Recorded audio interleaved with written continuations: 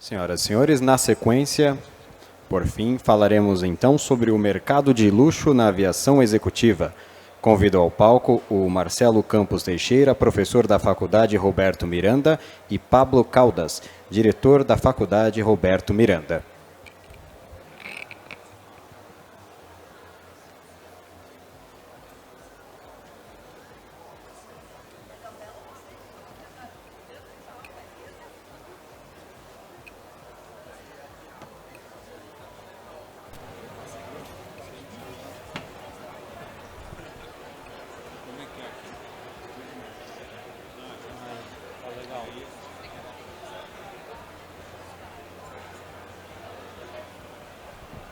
Boa tarde, pessoal. Tudo bem? Tudo bem? Só queria, antes da gente começar a nossa palestra sobre interiores de aeronaves e o mercado do luxo, dar um recado curto sobre a Faculdade Roberto Miranda. O curso, né?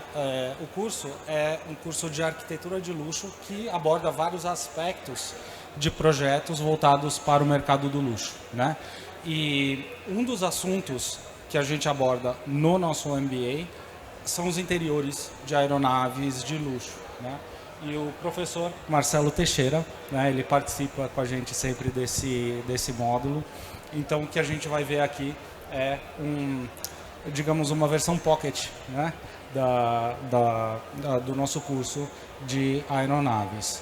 E gostaria também de falar que, ao final da palestra, a gente vai sortear uma bolsa de estudos de 50% no curso no MBA de Arquitetura de Luxo, tá? Que é esse curso que acontece aqui na cidade de São Paulo.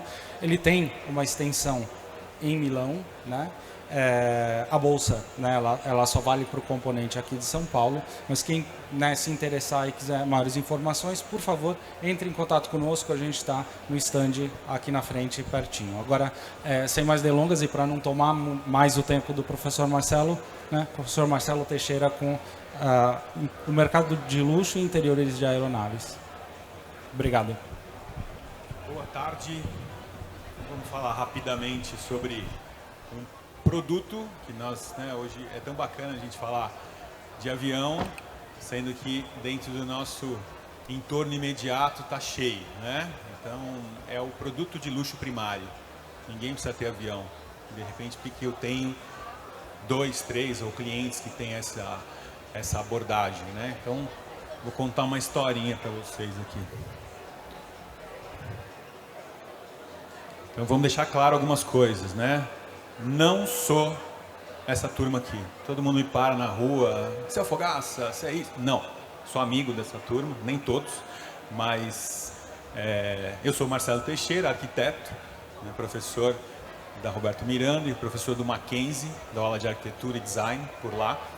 E rodo, trafego, né? Estou acabando meu doutorado na área de tecnologia imersiva, metaverso, e estou há uns 25 anos nessa área de desenhando coisas que voam, né? Então nós vamos compartilhar algumas cositas por aqui. 32 anos desenvolvendo peças criativas, digamos assim, relacionadas à arquitetura, design, desde a época que eu tinha cabelo. Quando a gente está falando de mercado de luxo, tem muita coisa relacionada à herança, né? E está sendo até colocada à prova agora dessa nova geração, que é muito efêmera, é tudo volátil. E aí eu trouxe um pouco, né, desse mix. Pô, você mexe com o mercado de luxo, mas você tem uma cara de roqueiro, meio maloqueiro. Vem de uma tradição ali, né? Um mix de coisas relacionadas à paixão, né? Aqui basicamente é uma família mineira, né, de Itajubá, né? Vivemos muito o caminho da Eli Brás ali, desde pequeno. E aí tem meus avós, né, meus pais. Então eu sou professor, sou artista, venho da aviação, porque eu quase nasci no avião. Meu pai foi um dos pioneiros da Embraer. E minha avó, com essa questão do paixão pelos detalhes. Então esse mix todo, ele configura o mercado de luxo mais para frente, né? Minha trajetória, né, eu participei bastante do trabalho industrial, então eu sou de São José dos Campos, nascido lá, então essa abordagem industrial vem muito forte. E aqui, né, nessa parte da Embraer, daqui para frente, eu virei Industrial Designer, né? Ali foi meu debut na aviação, formal, eu fui head por 10 anos por lá. Eu tive alguns feitos, né, que ainda não, eu tenho 4.9 turbo, mas eu vejo que eu já fiz bastante coisa, né, nesse mercado, até o próprio os novos esquemas, ou o próprio Creator, etc e tal, tem alguns dedos meus lá de trás, né? Eu montei um dos primeiros grupos poderosos de design, que hoje virou uma diretoria, uma vice-presidência, e grandes caras que eu contratei, que eram estagiários, viraram diretores, né? Então eu estou ficando velho. Tem dois pontos a constatar, né?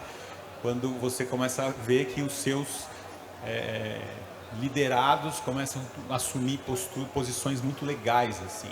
E outra é quando a gente tem todo o mercado, né, tem o seu período de desenvolvimento das aeronaves, e grande parte das aeronaves da Embraer já estão descontinuadas, não por motivos problemáticos, sim, mas com super sucesso, né, Phenom e etc. E aí a minha origem, né, tem essa cara, com todo esse portfólio que a gente mudou, né, trazendo um conceito diferente de o cuidado com esse mercado. Então, a excelência da engenharia, né, da Embraer, mas temperada com essa questão comportamental, deu o que deu, né? Então, é muito legal esse mix, que é um sucesso, tanto no exterior, né, quanto interiores, né? Tem até alguns velhos de guerra ali, que eram alguns mock-ups, que viraram hoje aviões de sucesso, né, por aqui. E eu tive a graça de participar de todos, e foi muito legal. Muito bem, então o que é o tal do mercado de luxo, né? Como é que a gente trata isso? Eu trouxe de uma forma bem compacta, que a gente olha, entra no avião, é uma feira mais técnica, mas tem muito curioso, apaixonado, então fica ali na fila para poder ver, para entrar, tirar uma foto, né? O que é isso, né? Qual que é essa paixão, né? A gente não vê avião em qualquer lugar. Outro dia a gente teve até uma crise, né? Eu participo de um hall de profissionais dentro do design, que é o topo da pirâmide. Você fala, como assim? Dentro da pirâmide do desenvolvimento do design, a gente tem a base, digamos assim, que são os designers gráficos. O cara se forma, consegue comprar um computador, um software. Não estou dizendo que é minimizado, tá, gente? É muito complexo, é uma área bastante complexa, mas é a hierarquização da história. É mais acessível. Depois o designer de produto, ele tem que ter um requinte um pouco maior de estar estagiando ou desenvolvendo dentro da indústria. Então ele precisa estar lá vendo os processos, etc. E por fim, lá em cima tem o de transporte, que é, dentro da pirâmide de transporte, tem carro, barco e avião. Então, o avião é o topo da pirâmide, né? A gente brinca, né? Às vezes os clientes falam, mas não sei o que. Eu falo, eu venho de um mercado extremamente complexo, que o avião não tem acostamento, então é tolerância zero, né? Então eu sou meio um cara de loucão, mas tem hora que eu assumo um papel o pessoal fala assim, mas o criativo é aquele que não tem limite, né? A engenharia põe um pouco mais de rédea. Tem hora que a gente inverte essa posição, né, baseado nessa história. Então, o luxo, né, na sua definição básica ali, é qualquer despesa maior que o necessário. Item supérfluo, algo desejado, mas adicional à carência, né? Então, tem várias definições do luxo tradicional, digamos assim. Isso tudo foi colocado à prova, né? Eu trouxe propositalmente isso porque tem uma turma nova chegando, as gerações, né? Não sei se vocês dominam aí, geração Z, geração Y, a Alfa, será que eles vão ter avião? Será que eles querem entrar na indústria? Eu estou lá dentro recebendo a molecada de 16, 17 anos, eu faço uma pergunta para a turma assim, quem tem carteira de motorista com 18 anos? Uma sala de 80, 2. Você fala, mas eu não quero. Não. Pô, quando eu tinha 18 anos, né, tinha que servir o exército, e aí o dia seguinte você tinha que estar lá fazendo isso. Há uma mudança comportamental. E por aí vai. É o patamar máximo da excelência, né? Então, muitos dos consultores que, como eu, começaram lá atrás, falando do luxo, e muita gente tinha curiosidade a respeito do que era, o que não era, começaram a ter... posicionar empresas nesse mercado, mas o mais bacana é que todo esse desejo, todo esse posicionamento foi migrado para qualquer negócio. Então, os pilares do luxo, né, do ponto de vista de qualidade extrema, o cuidado excepcional, o quase nome e sobrenome, isso começou a ser contaminado desde a padaria que você vai, né? E que aqui em São Paulo, dá-lhe as padarias, né? Uau, que serviço, pelo menos você deixa um rim lá dentro em cada padaria, é produto de luxo, né? Cada pãezinho que você come lá. E aí tem, né, algumas palavras-chave de qualidade, diferencial e tudo mais, e o que eleva, né? Antigamente você tinha muito essa questão de uma mão de obra especializada, etc. Dentro da indústria, todas são. Quando você sai dela, né, centros de serviço, como é que a gente trata isso tudo? Então, é uma beber um pouco na fonte dessa questão da qualidade, né? Nesse sentido, todas as ramificações relacionadas ao luxo, no caso o marketing, né, eles tornam uma relação de troca, de experiência, né? A marca não chega, eu quero essa bolsa, etc. Tem todo um processo de conquista, porque de repente não tem muita graça, né? E aí a gente vê agora como, né, eu estou estudando luxo faz muito tempo, já ou mais ou menos, uns 25 anos, e as mudanças comportamentais regem essa história, né? As novas gerações estão colocando à prova uma série de algo estabelecido que vai mexer. E nesse sentido, valor, né? O que é valor? Como é que eu consigo esperar um avião, sei lá, 2 anos, ou filas, né? Na época que a gente desenhou lá atrás, eu lembro vagamente, né? Quando a gente começou a fazer os Phenons, por exemplo, tinha 2 anos de espera. Mas fala, quem que aguenta hoje esperar 2 anos? Na próxima geração, e a gente já começa a ver o colapso do mercado, né? A China já não quer esperar mais. Tem o dinheiro, fala que era agora. Só que isso é um ritual desse mercado. O trabalhar, sabe, o rufem os tambores. Então, como é que a gente coloca isso à prova? Sentimento, poder e experiência sensorial. Isso aplica-se a qualquer coisa. A gente está falando de avião, mas isso, né, você quer abrir um negócio, uma padaria, né? Depois passa o contato que eu vou lá consumir. Tem que ser impecável. Tem que chamar pelo nome e por aí vai. Isso aqui basicamente é uma pirâmide clássica, né, que a gente vai descer de baixo para cima, aonde o luxo acessível, ele entra muito com a pegada premium. Então, como é que eu pego o avião? Ele pode ser um premium também? Pode. Então, meu interior é muito simplinho. Tá, ele tem que ter impecável, aquela coisa de segurança. Mas e aí? Ele enquadra aqui também? Produto de luxo intermediário, né? Reprodução de modelos e produtos. Então, os prêt-à-porter da vida e por aí vai.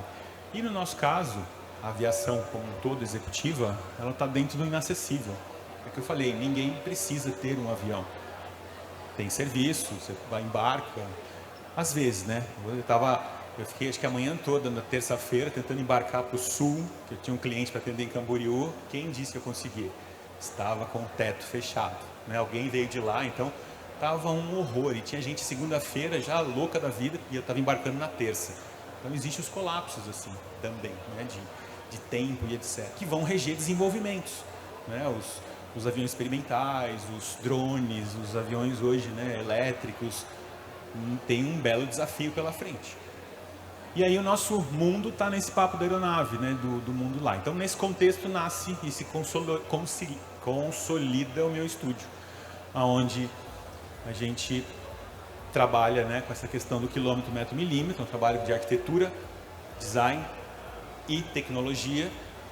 E o tecnologia, na verdade, ele tem todo o desenvolvimento das aeronaves, muitas das aeronaves, né? Estou nesse mercado há 25 anos, fala, pô, mas você não tem 1 milhão de seguidores? Não, porque eu não posso publicar todas as aeronaves que eu desenvolvo.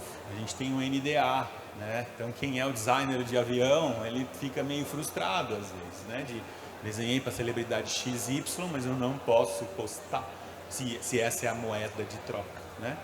Então começa nesse sentido. Ali vocês podem depois rastrear para olharem no site com mais calma os desenvolvimentos, né? Esses são os nossos números. A gente está falando de avião executivo, a gente está falando de business.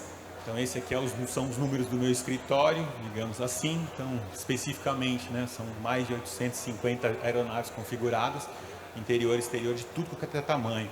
A gente fez desde avião monomotor a interior do A380 para Etihad. né? Então é uma pena que o tempo é curto, a gente já está avançado aqui para poder mostrar case a case. Quando você está nesse mercado, as histórias são fantásticas, né? Temos colegas na plateia que vivenciaram a casa do cliente. Você ser recebido e ter os seus 5 minutos de fama com o trilhardário. Como fazer? E outra, você tem uma missão gigante. Você tem 5 minutos para poder perceber tudo dele ali, voltar para sua base, aplicá-la e o avião sai dos OEMs com o papel higiênico do cara já e vai embora. Não tem essa história, depois a gente acerta. Não existe carta acordo. Tudo bem? Então essa é a excelência do mercado. Aqui alguns, né, dos nossos clientes em todos os segmentos. Nosso processo busca o DNA relacionado ao design estratégico. Então a gente faz um 360 para entender a necessidade do cliente e devolver isso aqui. Superar a expectativa é o básico. Entregar no mercado de luxo não faz mais que a sua obrigação. E seja em qualquer segmento. Você tem que buscar o wow. E o wow, né, aquele papo de wow, né, é um termo hoje dentro dos escritórios que, né, quando eu estava em Londres desenvolvendo o Lineage, a gente falava vamos falar uma área tal, tem uma área bacana, interessante, que tem que chocar, para falar wall area. Eu falo, pô, mas isso aqui é uma parede, uma área de parede? Não é wall, né? É uau, né? É um negócio de superar a expectativa. Então põe o wall na sua vida para você atender esse mercado. E o processo clássico, né? Ah, Marcelo, você está abrindo o processo? Estou, quer copiar? Fotografa. E eu quero ver você fazendo igual, né? A grande sacada está aqui, ó. Aqui é o clássico da arquitetura, do design, do desenvolvimento, né? Estamos aplicando aquele conceito todo complexo de entender mercado no tal do avião. Então está aqui. Spec, né? Conceito, sketching, modelamento 3D, até sair o produto pronto. Pintura, mesma coisa. Arquitetura igual. A grande sacadinha está aqui, ó. Entender rapidamente o que o cliente quer, começar a trabalhar o que a gente chama de trend research. O que ele quer? Realmente está valendo? Não está? Ele não entendeu, ou pumba e manda ver. E depois a gente vem com o processo de ideação, desenha, etc, etc. Tudo visando o papo da superar a expectativa. Isso tudo é a expectativa dele, né? Dentro de uma aeronave, espaço, qualidade, privacidade, exclusividade, serviço, criando uma atmosfera de conforto, poder, e aí cada um põe o que quiser, né? Então esse mercado não tem certo e errado, tem as suas maneiras de lidar. Quantas vezes eu já entrei com um cliente voando no VIP, ele falou, pô, eu quero que o meu logo, ou o meu brasão, seja estampado no verso do winglet. O winglet é aquela asinha lateral, né, que tem uma função ali e tal, mas o cara quer colocar, mas para que aquilo ali? Está dentro do assento dele, olhar e falar, uau, esse avião é meu. E aí? Ele está errado? Não, né? Então, é um processo de customização extrema. Isso aqui é onde a gente trabalhou no mundo, né? Então, deu para aprender um pouquinho de cada cultura. Esse papo da aviação é complexo para chuchu, que se atende literalmente o mundo, né? Eu trabalhei com uma empresa austríaca, que eu era a equipe de design na América Latina, mas o trabalho foi tão bacana que eu comecei a atender o Oriente Médio. Então, como é que eu atendo um sheik? Eu chego lá, já dou abraço, né? Ou então mostro Então, você tem que trabalhar muito, entender muito sobre comportamento. O design o design aplicado seria o de menos, é o que você aprende na escola. Agora, o tempero dessa história é bacana. E eu acho que hoje, né, com esses 32 anos de experiência que eu aprendi dentro da Embraer, como gestor, né, eu fui designer, depois fui gestor, liderança, e aí você fala hoje no mercado, ainda tem um potencial gigantesco. Eu uso talvez 5 a 10% do que eu aprendi lá. Então existe um mercado enorme potencial, né? Isso é o que a gente aprontou de algumas aeronaves e alguns objetos, que no site vocês vão ver com mais calma. E no final, né? Vamos fazer as previsões, né? Eu como quase doutor, e agora está na moda, né? Os estudólogos de plantão, ou os filósofos de Instagram, né? Às vezes eu estudo pra caramba, não sei nada, daí o cara vem, já solta uma batatada, mas vamos lá, vamos falar sobre futurologia. Só que, acabei de descobrir, né, na minha tese, que eu estou escrevendo, o futuro é pessoal. Muitas das coisas que eu estou mostrando para vocês é passado, tem gente que nem viu ainda, então é futuro para você. Então isso é muito legal. Aí toda essa prospecção de futuro no passado, futuro no presente, veio uma tal de pandemia, né? Não sei se vocês passaram, eu passei. E foi difícil, né? Resquícios, eu tenho um brinde de um zumbido até hoje de ficar de fone para dar aula, um inferno. E aí a gente teve que trabalhar o quê? Uma aceleração de processo e conexões digitais. Adaptamos. A gente já estava meio à frente dentro do estúdio, né? Com configurações manda um link para o cliente, ele configura a aeronave dele em 3D, aplicando o esquema de pintura. Grande parte das empresas não tem isso ainda, então só as grandes, né, que fornecem para a sua própria base de portfólio, não para as demais. Esse papo do QR Code, todo mundo, né? Hoje a gente está pegando pelo excesso. Eu fui no próprio, qualquer lugar que você vai, você tem vários QR Codes, você vai lá e lê, é aquela bagunça no seu telefone, você não sabe nem o que está vendo, né? Então, antigamente não tinha, então nós estamos pecando pelo excesso de informação. A parte de óculos de realidade virtual também, né? Ninguém aqui está de óculos da Apple. Todo mundo aqui é luxuoso, não é? Vocês pagaram uma grana para entrar, vocês estão entrando num monte de avião e ninguém veio de óculos.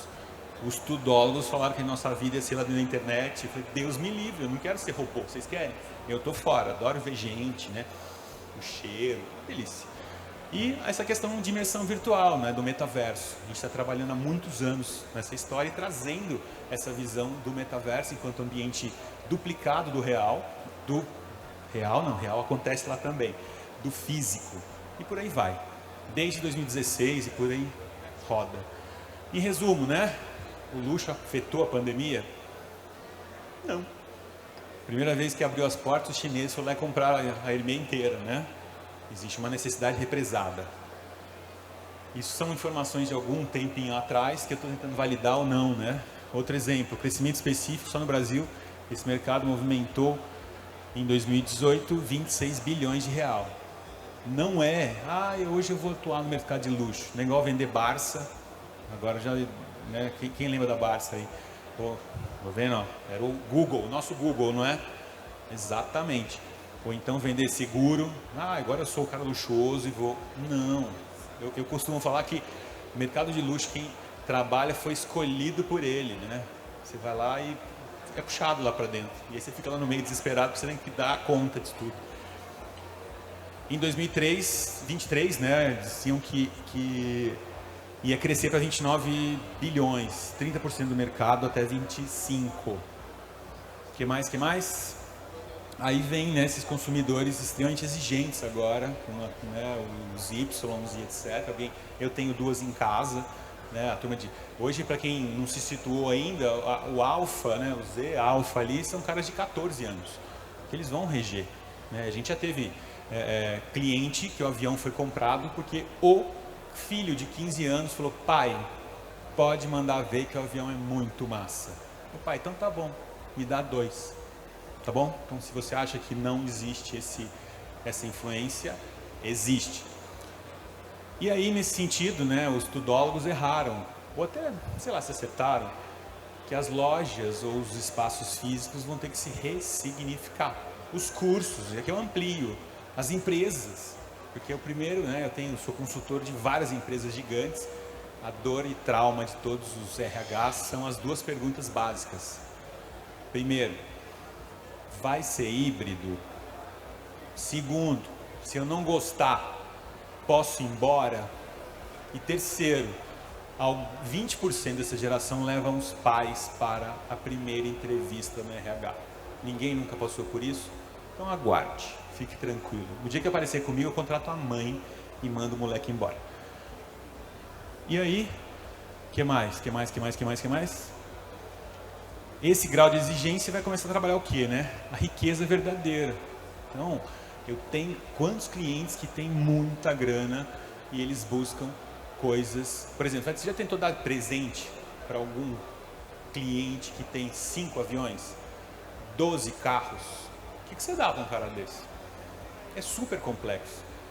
Aí eu fiz uma escultura e mandei para o cara, ou então ele tinha uma BMW, eu trabalhei na BMW.